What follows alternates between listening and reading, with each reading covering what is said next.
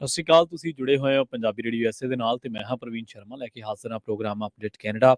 Update Canada programme ਦੇ ਵਿੱਚ ਗੱਲਬਾਤ ਕਰਾਂਗੇ ਕੈਨੇਡਾ ਦੇ ਵਿੱਚ ਵਾਪਰੀਆਂ ਕੁਝ ਅਹਿਮ ਤੇ ਕੁਝ ਖਾਸ ਘਟਨਾਵਾਂ ਖਬਰਾਂ ਦੇ ਬਾਰੇ। ਪਰ ਉਸ ਤੋਂ ਪਹਿਲਾਂ ਧੰਨਵਾਦ ਕਰਦੇ ਚੱਲੀਏ ਸਪਾਂਸਰਸ ਦਾ ਜਿਹੜੇ ਜ਼ਰੀਆ ਬਣਦੇ ਨੇ ਇਹਨਾਂ ਪ੍ਰੋਗਰਾਮਾਂ ਨੂੰ ਤੁਹਾਡੇ ਤੱਕ ਪਹੁੰਚਾਉਣ ਦੇ ਲਈ। ਖਾਲਸਾ ਇੰਸ਼ੋਰੈਂਸ ਏਜੰਸੀ ਵਾਲੇ ਜਿਨ੍ਹਾਂ ਤੋਂ ਤੁਸੀਂ ਹਰ ਤਰੀਕੇ ਦੀ ਇੰਸ਼ੋਰੈਂਸ ਲੈ ਸਕਦੇ ਹੋ। ਇੰਸ਼ੋਰੈਂਸ ਬਾਰੇ ਪਤਾ ਕਰਨ ਦੇ ਲਈ ਇਹਨਾਂ ਦਾ ਨੰਬਰ ਹੈ 408-272-2500। ਕਵਰਡ ਕੈਲੀਫੋਰਨੀਆ, ਓਬਾਮਾ ਕੇਅਰ ਤੇ ਮੈਡੀਕੇਅਰ ਨੂੰ ਲੈ ਕੇ ਅਮਰੀਕਾ ਭਰ ਦੇ ਸਾਰੇ ਸੂਬਿਆਂ ਦੇ ਵਿੱਚ ਇਹ ਸੇਵਾਵਾਂ ਦਿੰਦੇ ਨੇ। ਇਹਨਾਂ ਸੇਵਾਵਾਂ ਦਾ ਲਾਭ ਉਠਾਉਣ ਦੇ ਲਈ ਕੋਈ ਵੀ ਹੋਰ ਜਾਣਕਾਰੀਆਂ ਦੇ ਲਈ ਅੱਜ ਹੀ ਡਾਇਲ ਕਰੋ 408-272-2500। ਟਰਕੀਆਨਾ ਇਮੀਗ੍ਰੇਸ਼ਨ ਲਾ ਫਰਮ ਵਾਲੇ ਜੇ ਟਰਕੀਆਨਾ ਅਟਾਰਨੀ ਟਰਕੀਆਨਾ ਦੇ ਨਾਲ ਤੁਸੀਂ US ਇਮੀਗ੍ਰੇਸ਼ਨ ਬਾਬਤ ਕੋਈ ਵੀ ਸਲਾਹ ਕਰਨੀ ਹੈ, ਕੋਈ ਸਵਾਲ ਪੁੱਛਣਾ ਹੈ ਤੇ ਉਹਨਾਂ ਦਾ ਨੰਬਰ ਹੈ 415-909-0503।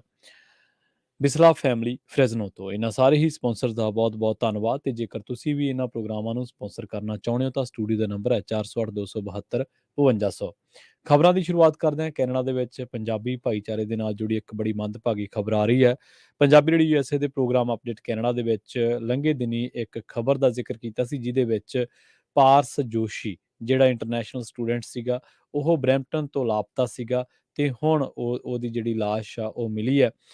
ਡਿਵੀਜ਼ਨਲ ਕ੍ਰਿਮੀਨਲ ਇਨਵੈਸਟੀਗੇਸ਼ਨ ਬਿਊਰੋ ਨੇ ਇਹ ਪੁਸ਼ਟੀ ਕੀਤੀ ਹੈ ਕਿ ਲਾਪਤਾ 23 ਸਾਲਾ ਸਟੂਡੈਂਟ ਕੌਮਾਂਤਰੀ ਵਿਦਿਆਰਥੀ ਪਾਰਸ ਜੋਸ਼ੀ ਨੂੰ ਲੱਭ ਲਿਆ ਗਿਆ ਤੇ ਇਹਨੂੰ ਆਖਰੀ ਵਾਰ 23 ਫਰਵਰੀ ਨੂੰ 2023 ਨੂੰ ਸ਼ਾਮ ਨੂੰ 4:30 ਵਜੇ ਬਰੈਂਪਟਨ ਦੇ ਵਿੱਚ ਮੇਨ ਸਟਰੀਟ ਨਾਰਥ ਤੇ ਵਿਲੀਅਮਸ ਪਾਰਕਵੇ ਦੇ ਨੇੜੇ ਦੇਖਿਆ ਗਿਆ ਸੀ।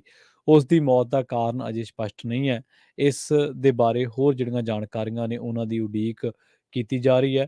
ਪਰ ਇੰਨਾ ਜ਼ਰੂਰ ਹੈ ਕਿ ਇਸ ਖਬਰ ਦੇ ਸਾਹਮਣੇ ਆਉਣ ਤੋਂ ਬਾਅਦ ਕੈਨੇਡਾ ਦੇ ਵਿੱਚ ਵਸਦੇ ਪੰਜਾਬੀ ਭਾਈਚਾਰੇ ਦੇ ਨਾਲ ਪੰਜਾਬੀਆਂ ਦੇ ਵਿੱਚ ਇੱਕ ਵਾਰ ਫਿਰ ਤੋਂ ਕੈਨੇਡਾ ਦੇ ਵਿੱਚ ਪੰਜਾਬ ਦੇ ਨੌਜਵਾਨਾਂ ਦੇ ਨਾਲ ਜੋ ਤਰਾਸਦੀ ਵਾਪਰ ਰਹੀ ਹੈ ਉਹਦੇ ਵੱਲ ਧਿਆਨ ਜਿਹੜਾ ਉਹ ਜ਼ਰੂਰ ਖਿੱਚਿਆ। ਪਾਰਸ ਜੋਸ਼ੀ ਜਿਹੜਾ ਕਿ ਫਰਵਰੀ ਮਹੀਨੇ ਦੇ ਵਿੱਚ 23 ਫਰਵਰੀ 2023 ਨੂੰ ਉਹਨੂੰ ਆਖਰੀ ਵਾਰ ਵੇਖਿਆ ਗਿਆ ਬਰੈਂਪਟਨ ਦੇ ਵਿੱਚ main street north and Williams Parkway ਦੇ ਨੇੜੇ। ਪਰ ਹੁਣ ਉਸ ਦੀ ਜਿਹੜੀ ਲਾਸ਼ ਆ ਉਹ ਬਰਾਮਦ ਕਰ ਲਈ ਹੈ। ਡਿਵੀਜ਼ਨਲ ਕ੍ਰਿਮੀਨਲ ਇਨਵੈਸਟੀਗੇਸ਼ਨ ਬਿਊਰੋ ਨੇ ਇਹ ਪੁਸ਼ਟੀ ਕਰ ਦਿੱਤੀ ਹੈ ਕਿ ਲਾਪਤਾ 23 ਸਾਲਾ ਸਟੂਡੈਂਟ ਨੂੰ ਲੱਭ ਲਿਆ ਗਿਆ ਪਰ ਬਦਕਿਸਮਤੀ ਦੇ ਨਾਲ ਉਹਨੂੰ ਜਿੰਦਾ ਲੱਭਿਆ ਨਹੀਂ ਜਾ ਸਕਿਆ। ਚੀਨ ਦੀ ਦਖਲਅੰਦਾਜ਼ੀ ਬਾਰੇ ਆਪਾਂ ਲਗਾਤਾਰ ਅਪਡੇਟ ਕੈਨੇਡਾ ਪ੍ਰੋਗਰਾਮ ਦੇ ਵਿੱਚ ਗੱਲਬਾਤ ਕਰ ਹੀ ਰਹੇ ਹਾਂ। ਅਪਡੇਟ ਕੈਨੇਡਾ ਪ੍ਰੋਗਰਾਮ ਦੇ ਵਿੱਚ ਹਰ ਰੋਜ਼ ਇਸ ਖਬਰ ਬਾਬਤ ਜਿਹੜੀ ਕਿ ਕੈਨੇਡਾ ਦੀ ਡੈਮੋਕ੍ਰੇਸੀ ਦੇ ਨਾਲ ਜੁੜੀ ਹੋਈ ਹੈ, ਕੈਨੇਡਾ ਦੇ ਡੈਮੋਕ੍ਰੈਟਿਕ ਸਿਸਟਮ ਦੇ ਨਾਲ ਜੁੜੀ ਹੋਈ ਹੈ, ਉਹਦੇ ਬਾਬਤ ਹਰ ਰੋਜ਼ ਜੇ ਆਪਾਂ ਸ਼ੇਅਰ ਕਰਦੇ ਹਾਂ ਅਪਡੇਟ। ਇਹਦੇ ਵਿੱਚ ਪੂਰਾ ਫੋਲੋਅਪ ਜਿਹੜਾ ਉਹ ਕੀਤਾ ਹੋਇਆ ਤੇ ਇਹ ਨਹੀਂ ਹੈ ਕੈਨੇਡੀਅਨ ਮੀਡੀਆ ਵੀ ਇਸ ਖਬਰ ਉੱਤੇ ਨਜ਼ਰ ਬਣਾਈ ਹੋਈ ਹੈ ਤੇ ਉਹ ਵੀ ਜਿਹੜਾ ਚੀਨੀ ਦਖਲਅੰਦਾਜ਼ੀ ਦੇ ਜਿਹੜੇ ਦੋਸ਼ ਨੇ ਉਹਨਾਂ ਬਾਬਤ ਆਪਣੀਆਂ ਜਿਹੜੀਆਂ ਜਾਣਕਾਰੀਆਂ ਨੇ ਹਰ ਰੋਜ਼ ਉਸ ਬਾਬਤ ਕੈਨੇਡਾ ਦੇ ਮੀਡੀਆ ਦੇ ਵਿੱਚ ਚਰਚਾ ਹੁੰਦੀ ਹੈ। ਲਿਬਰਲ MP ਉੱਤੇ ਦੋਸ਼ ਲੱਗਿਆ ਕਿ ਇਹਦੇ ਕਰਕੇ ਜਿਹੜਾ ਚੀਨ ਦੀ ਦਖਲਅੰਦਾਜ਼ੀ ਕਰਕੇ ਇਹਨੂੰ ਫਾਇਦਾ ਹੋਇਆ। ਹੁਣ ਇਸ ਨੇ ਇਹਨਾਂ ਦੋਸ਼ਾਂ ਤੋਂ ਇਨਕਾਰ ਕੀਤਾ। ਨਾਮਜ਼ਦਗੀ ਕੰਪੇਨ ਦੇ ਦੌਰਾਨ ਜਿਹੜਾ ਵਿਦੇਸ਼ੀ ਸਰਕਾਰ ਨੇ ਉਹਦੀ ਮਦਦ ਕੀਤੀ ਸੀ ਹੈਂਡੋਂਗ ਇਹ ਉਹਨਾਂ ਨੇ ਪੱਤਰਕਾਰਾਂ ਦੇ ਨਾਲ ਗੱਲਬਾਤ ਕਰਦਿਆਂ ਇਹ ਗੱਲ ਦਾ ਦਾਅਵਾ ਕੀਤਾ ਕਿ ਉਹਨਾਂ ਨੂੰ ਕਿਸੇ ਤਰ੍ਹਾਂ ਦੀ ਕੋਈ ਮਦਦ ਜਿਹੜੀ ਆ ਉਹ ਨਹੀਂ ਕੀਤੀ ਗਈ ਤੇ ਕੋਈ ਪੇਸ਼ਕਸ਼ ਵੀ ਜਿਹੜੀ ਆ ਵਿਦੇਸ਼ੀ ਸਰਕਾਰ ਵੱਲੋਂ ਨਹੀਂ ਕੀਤੀ ਗਈ ਤੇ ਨਾ ਹੀ ਕਦੇ ਇਸ ਤਰ੍ਹਾਂ ਦੀ ਮਦਦ ਉਹਨਾਂ ਨੇ ਸਵੀਕਾਰੀ ਹੈ। ਉਹਨਾਂ ਸਪਸ਼ਟ ਕੀਤਾ ਕਿ ਉਹ ਕੈਨੇਡੀਅਨ ਨੇ ਅਤੇ ਲਿਬਰਲਾਂ ਵੱਲੋਂ ਉਹਨਾਂ ਨੂੰ ਡੌਨ ਵੈਲੀ ਨਾਰਥ ਲਈ ਨਾਮਜ਼ਦ ਕੀਤਾ ਗਿਆ ਸੀ। ਉਹਨਾਂ ਆਖਿਆ ਕਿ ਉਹ ਸਿਰਫ ਆਪਣੇ ਕੰਮ ਉੱਤੇ ਧਿਆਨ ਕੇਂਦਰਿਤ ਕਰ ਰਹੇ ਨੇ ਤੇ ਪਿਛਲੇ ਸਮੇਂ ਤੋਂ ਉਹ ਇਹੀ ਕਰਨ ਦੀ ਕੋਸ਼ਿਸ਼ ਜਿਹੜੀ ਆ ਉਹ ਕਰ ਰਹੇ ਨੇ ਲਗਾਤਾਰ। ਦੱਸਦੇ ਚੱਲੀਏ ਕਿ ਪਿਛਲੇ ਮਹੀਨੇ ਦੀ ਗੱਲ ਹੈ ਜਦੋਂ ਗਲੋਬਲ ਨਿਊਜ਼ ਦੇ ਵਿੱਚ ਜਿਹੜਾ ਕਿ ਕੈਨੇਡਾ ਦਾ ਇੱਕ ਬੜਾ ਉੱਘਾ ਮੀਡੀਆ ਅਦਾਰਾ ਹੈ ਉਹਦੇ ਵਿੱਚ ਇੱਕ ਰਿਪੋਰਟ ਛਪੀ ਸੀ ਤੇ ਉਹਦੇ ਵਿੱਚ ਇਹ ਗੱਲ ਆਖੀ ਗਈ ਸੀ ਕਿ CSIS ਵੱਲੋਂ ਪ੍ਰਧਾਨ ਮੰਤਰੀ ਜਸਟਿਨ ਟਰੂਡੋ ਨੂੰ 2019 ਦੀਆਂ ਚੋਣਾਂ ਤੋਂ ਪਹਿਲਾਂ ਇਹ ਚੇਤਾਵਨੀ ਦਿੱਤੀ ਗਈ ਸੀ ਕਿ ਇੱਕ ਲਿਬਰਲ ਉਮੀਦਵਾਰ ਚੀਨ ਦੇ ਵਿਦੇਸ਼ੀ ਦਖਲ ਵਾਲੇ ਨੈਟਵਰਕ ਦਾ ਹਿੱਸਾ ਹੈ। ਪਰ ਮੀਡੀਆ ਵੱਲੋਂ ਇਸ ਰਿਪੋਰਟ ਦੀ ਪੁਸ਼ਟੀ ਨਹੀਂ ਕੀਤੀ ਗਈ। ਓਨਟਾਰੀਓ ਦੇ ਸਾਬਕਾ MP ਅਤੇ ਮੌਜੂਦਾ MP ਡੌਨ ਵੈਲੀ ਨਾਰਥ ਹਲਕੇ ਤੋਂ 2019 ਤੇ 21 ਦੇ ਵਿੱਚ ਚੁਣੇ ਗਏ ਸਨ। ਪਤਾ ਲੱਗਿਆ ਕਿ ਡੌਂਗ ਨੂੰ ਕਿਸੇ ਵੀ ਹੋਰ ਚੀਨੀ ਕੈਨੇਡੀਅਨ ਲਿਬਰਲ ਉੱਤੇ ਜਿੱਤ ਵੱਲੋਂ ਚੀਨ ਵੱਲੋਂ ਤਰਜੀਹ ਦਿੱਤੀ ਗਈ ਸੀ ਤੇ ਉਹ ਚੀਨ ਵੱਲੋਂ ਚੋਣਾਂ ਜਿਹੜੀਆਂ ਪ੍ਰਭਾਵਿਤ ਕਰਨ ਵਾਲਾ ਇੱਕ ਨੈਟਵਰਕ ਸੀਗਾ ਉਹ ਇਹਦਾ ਹਿੱਸਾ ਸਨ। ਇਹ ਦੋਸ਼ ਲੱਗਦੇ ਨੇ। ਟਰੂਡੋ ਨੇ ਡੌਨ ਦਾ ਪੱਖ ਪੂਰਿਆ ਸੀਗਾ ਤੇ ਇਸ ਦਾਅਵੇ ਤੋਂ ਇਨਕਾਰ ਕੀਤਾ ਗਿਆ ਸੀਗਾ ਕਿ CIS ਨੇ ਉਹਨਾਂ ਨੂੰ ਇਸ ਉਮੀਦਵਾਰ ਨੂੰ ਨਾ ਚੁਣਨ ਦੀ ਚੇਤਾਵਨੀ ਦਿੱਤੀ ਸੀ। ਟਰੂਡੋ ਨੇ ਪਿਛਲੇ ਮਹੀਨੇ ਮਿਸੀਸਾਗਾ ਦੇ ਵਿੱਚ ਵੀ ਇੱਕ ਵਾਰ ਫਿਰ ਇਸ ਮਸਲੇ ਤੇ ਆਪਣੀ ਪ੍ਰਤੀਕਿਰਿਆ ਦਿੱਤੀ ਸੀ ਤੇ ਇੱਕ ਨਿਊਜ਼ ਕਾਨਫਰੰਸ ਦੇ ਵਿੱਚ ਵੀ ਉਹਨਾਂ ਨੇ ਕਿਹਾ ਸੀਗਾ ਕਿ ਡੌਂਗ ਸਾਡੀ ਟੀਮ ਦਾ ਮੈਂਬਰ ਹੈ ਤੇ ਇਸ ਗੱਲ ਉੱਤੇ ਅਸੀਂ ਨਹੀਂ ਯਕੀਨ ਕਰ ਸਕਦੇ ਕਿ ਉਹ ਕੈਨੇਡਾ ਲਈ ਵਫਾਦਾਰ ਨਹੀਂ ਹੈ। ਹੁਣ ਪਹਿਲੀ ਵਾਰ ਡੋਂਗ ਤੇ ਜਿਹੜੇ ਦੋਸ਼ ਲੱਗ ਰਹੇ ਨੇ ਹੈਨ ਡੋਂਗ ਤੇ, ਉਹਨਾਂ ਨੇ ਆਖਿਆ ਕਿ ਇਹ ਅਪੁਸ਼ਟ ਦੋਸ਼ ਜਿਹੜੇ ਆ ਗੁਮਨਾਮ ਸਰੋਤਾਂ ਵੱਲੋਂ ਲਾਏ ਜਾ ਰਹੇ ਨੇ। ਉਹਨਾਂ ਇਹ ਵੀ ਆਖਿਆ ਕਿ ਉਹਨਾਂ ਦੀ ਨਾਮਜ਼ਦਗੀ ਦੇ ਵਿੱਚ ਵੀ ਚੀਨੀ ਸਰਕਾਰ ਦੀ ਕੋਈ ਦਖਲ-ਅੰਦਾਜ਼ੀ ਨਹੀਂ ਹੈ। ਸੋ ਇਹ ਇਸ ਵੇਲੇ ਪੂਰਾ ਜਿਹੜਾ ਉੱਥੇ ਮਸਲਾ ਹੈ ਚੀਨੀ ਦਖਲ-ਅੰਦਾਜ਼ੀ ਦਾ ਬਣਿਆ ਹੋਇਆ। ਕਈ ਵਾਰੀ ਆਪਾਂ ਦੇਖਦੇ ਹਾਂ ਕਿ ਜਦੋਂ ਕੋਈ ਵੀ ਬੰਦਾ ਟੈਸਟ ਦੇਣ ਜਾਂਦਾ ਹੈ ਤੇ ਅਕਸਰ ਜਿਹੜਾ ਉਹ ਗੱਡੀਆਂ ਦੇ ਵਿੱਚ ਜਦੋਂ ਟੈਸਟ ਦੇ ਵਿੱਚੋਂ ਬਿਹਾਈਂਡ ਦੇ ਵੀਲ ਦੇ ਵਿੱਚ ਉਹ ਫੇਲ ਹੋ ਜਾਂਦਾ ਹੈ, ਤਾਂ ਉਹ ਕਈ ਵਾਰੀ ਗੁੱਸੇ ਦੇ ਵਿੱਚ ਆ ਜਾਂਦਾ ਹੈ।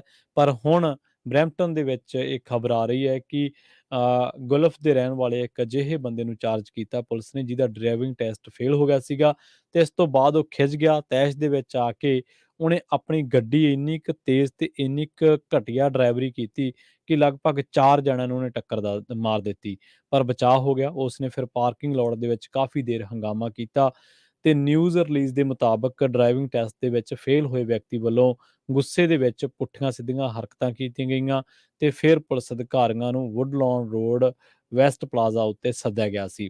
ਇਹ ਡਰਾਈਵਰ ਕਥਿਤ ਤੌਰ ਉੱਤੇ ਡਰਾਈਵ ਟੈਸਟ ਸਟਾਫ ਨੂੰ ਟੁੱਟ-ਟੁੱਟ ਕੇ ਪੈ ਰਿਹਾ ਸੀ ਤੇ ਉਹਨਾਂ ਨਾਲ ਬੜੀ ਬਦਕਲਾਮੀ ਕਰ ਰਿਹਾ ਸੀ, ਬੜੇ ਗਲਤ ਤਰੀਕੇ ਨਾਲ ਉਹਨਾਂ ਦੇ ਨਾਲ ਪੇਸ਼ ਆ ਰਿਹਾ ਸੀ। ਕਈ ਲੋਕਾਂ ਦਾ ਇਹ ਵੀ ਕਹਿਣਾ ਕਿ ਇਹਨੇ ਗਾਲਾਂ ਬੜੀ ਉੱਚੀ-ਉੱਚੀ ਕੱਢੀਆਂ ਤੇ ਬੜੀਆਂ ਗਾਲਾਂ ਜਿਹੜੀਆਂ ਗਲਤ ਕੱਢੀਆਂ। ਗਾਲਾਂ ਤਾਂ ਖੈਰ ਗਾਲਾਂ ਹੀ ਨੇ, ਗਲਤ ਤਾਂ ਸਹੀ ਕੀ ਗਾਲ ਦੇ ਵਿੱਚ, ਪਰ ਫਿਰ ਵੀ ਉਹ ਗੱਡੀ ਦੇ ਵਿੱਚ ਜਾ ਚੜ੍ਹਿਆ ਤੇ ਉਸਨੇ ਪਾਰਕਿੰਗ ਲੋਟ ਦੇ ਵਿੱਚ ਗੱਡੀ ਜਿਹੜੀ ਤੇਜ਼ੀ ਦੇ ਨਾਲ ਦੌੜਾਈ ਤੇ ਪਲਾਜ਼ਾ ਦੇ ਪਾਰਕਿੰਗ ਲੋਟ ਦੇ ਵਿੱਚ ਕਾਫੀ ਦੇਰ ਉਹ ਤਮਾਸ਼ਾ ਕਰਦਾ ਰਿਹਾ।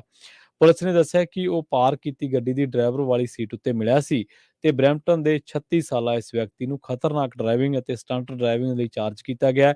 1 ਮਹੀਨੇ ਲਈ ਉਸ ਤੇ ਡਰਾਈਵਿੰਗ ਕਰਨ ਉੱਤੇ ਪਾਬੰਦੀ ਲਾ ਦਿੱਤੀ ਹੈ ਤੇ ਉਹਦੀ ਗੱਡੀ ਵੀ 2 ਹਫ਼ਤਿਆਂ ਦੇ ਲਈ ਜ਼ਬਤ ਕਰ ਲਈ ਗਈ ਹੈ।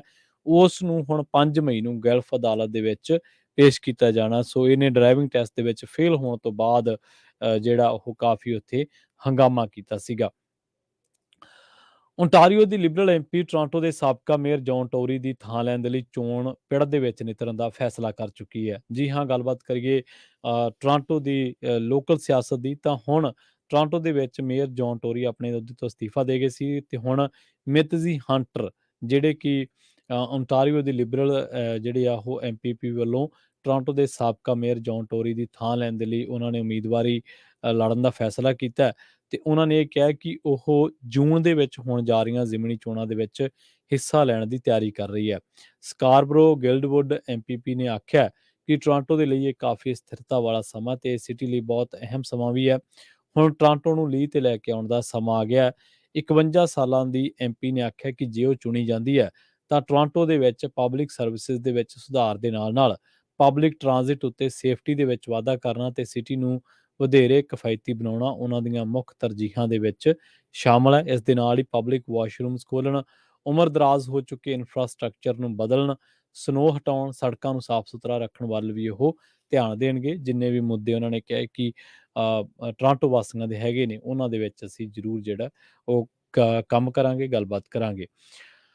ਵਾਇਆ ਰੇਲ ਦੇ ਨਾਲ ਸੰਬੰਧਿਤ ਇੱਕ ਵੀਡੀਓ ਲਗਾਤਾਰ ਟਿਕਟੌਕ ਤੇ ਵਾਇਰਲ ਹੋ ਰਹੀ ਹੈ ਓਟਵਾ ਦੇ ਵਿੱਚ। ਇਸ ਵਾਇਰਲ ਹੋ ਰਹੀ ਵੀਡੀਓ ਦੇ ਵਿੱਚ ਇੱਕ ਸੁਰੱਖਿਆ ਮੁਲਾਜ਼ਮ ਇੱਕ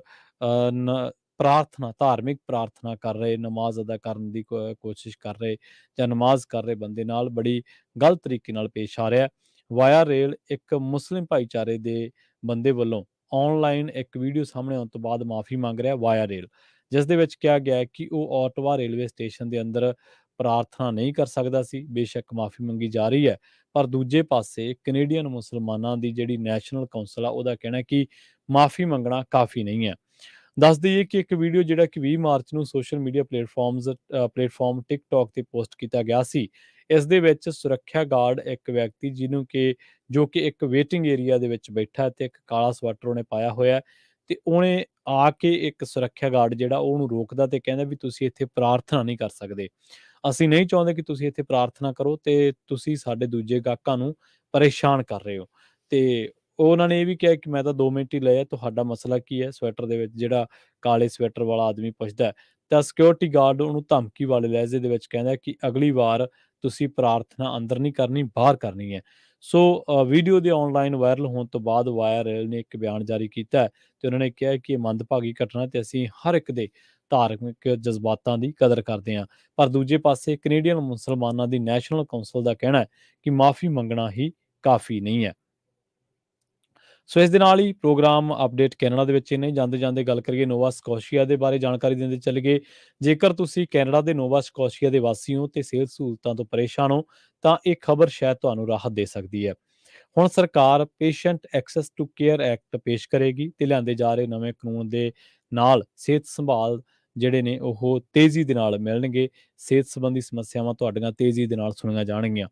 patient access to care act ਦੇ ਵਿੱਚ ਹੈਲਥ ਕੇਅਰ ਦੇਣ ਵਾਲਿਆਂ ਉੱਤੇ ਪ੍ਰਸ਼ਾਸਨਿਕ ਬੋਝ ਨੂੰ ਘਟਾਉਣ ਦੇ ਲਈ ਨਵੇਂ ਸੁਝਾਅ ਦਿੱਤੇ ਗਏ ਨੇ, ਜਿਸ ਦੇ ਨਾਲ ਉਹਨਾਂ ਨੂੰ ਮਰੀਜ਼ਾਂ ਨੂੰ ਦੇਖਣ ਦੇ ਲਈ ਵਧੇਰੇ ਸਮਾਂ ਮਿਲੇਗਾ ਤੇ ਇਹ ਕੈਨੇਡਾ ਦੇ ਦੂਜੇ ਹਿੱਸਿਆਂ ਦੇ ਸਿਹਤ ਸੰਭਾਲ ਪੇਸ਼ੇਵਰਾਂ ਦੇ ਲਈ ਨੋਵਾ ਸਕੋਸ਼ੀਆ ਦੇ ਵਿੱਚ ਕੰਮ ਕਰਨਾ ਵੀ ਆਸਾਨ ਬਣਾਊਗਾ। ਪ੍ਰੀਮੀਅਰ ਟਿਮ ਹਿਊਸਟਨ ਨੇ ਕਿਹਾ ਹੈ ਕਿ ਪੇਸ਼ ਕੀਤੇ ਗਏ ਕਾਨੂੰਨ ਦੇ ਵਿੱਚ ਉਹ ਚੀਜ਼ਾਂ ਸ਼ਾਮਲ ਨੇ ਜੋ ਬਹੁਤ ਸਮਾਂ ਪਹਿਲਾਂ ਕੀਤੀਆਂ ਜਾਣੀਆਂ ਚਾਹੀਦੀਆਂ ਸਨ, ਜੋ ਨੋਵਾ ਸਕੋਸ਼ੀਆ ਦੇ ਰਹਿਣ ਵਾਲੇ ਨਿਵਾਸੀਆਂ ਨੂੰ ਤੇਜ਼ੀ ਦੇ ਨਾਲ ਲੋੜੀਂਦੀ ਦੇਖਭਾਲ ਪ੍ਰਾਪਤ ਕਰਨ ਦੇ ਵਿੱਚ ਮਦਦ ਕਰਨਗੀਆਂ। ਸੋ ਅਪਡੇਟ ਕੈਨੇਡਾ ਪ੍ਰੋਗਰਾਮ ਨੂੰ ਆਪਾਂ ਇੱਥੇ ਹੀ ਸਮਾਪਤ ਕਰਾਂਗੇ। ਮੈਨੂੰ ਪ੍ਰਵੀਨ ਸ਼ਰਮਾ ਨੇ ਦਿਓ ਇਜਾਜ਼ਤ। ਜੁੜੇ ਰਹੋ ਪੰਜਾਬੀ ਰੇਡੀਓ USA ਦੇ ਨਾਲ ਤੇ ਆਖਿਰ ਦੇ ਵਿੱਚ ਇੱਕ ਵਾਰ ਫਿਰ ਤੋਂ ਤੁਹਾਨੂੰ ਸਭ ਨੂੰ ਪਿਆਰ ਸਤਿਕਾਰ ਸਹਿਤ ਸਤਿ ਸ਼੍ਰੀ ਅਕਾਲ।